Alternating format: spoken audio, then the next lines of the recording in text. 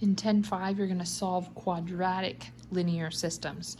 You solved systems of equations in Unit 7. They were just all linear. So you only considered cases where there were two straight lines. The same major concept still applies, though, where the two graphs intersect. This is your solution. That still applies. Before, when we were talking about straight lines, this system would have one solution because they crossed one time. This system, if you pretend like those lines are parallel, would have no solutions because they don't ever cross. And this system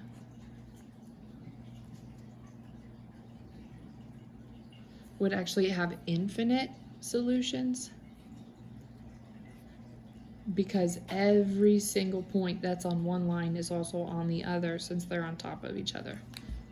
Those were the three possibilities when we were talking about straight lines. We're not talking about two straight lines this time, though. We're talking about a parabola, and we're talking about a straight line since it's quadratic and linear. There are still three possible situations, though. The first situation is that those functions still don't cross. There is no point of intersection. There never will be.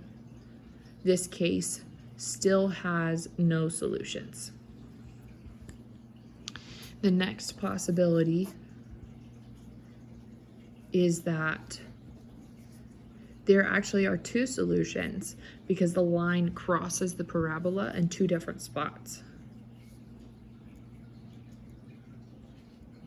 The last case, let me be very careful here with my parabola, you better be too, or I'll make you fix it, is that parabola only touches the line. It does not go through the line. It only touches it in one spot, and that gives your problem one solution. When I come over to check your notes, if your parabola goes through your line in two different places, I'm going to make you fix it. So you better make sure you did it right now. You need to solve this following system of equations graphically and check your answers. You're going to do all of this work in Desmos. You're going to type f of x equals, type that whole function. Next line, you can type g of x equals and type that whole function.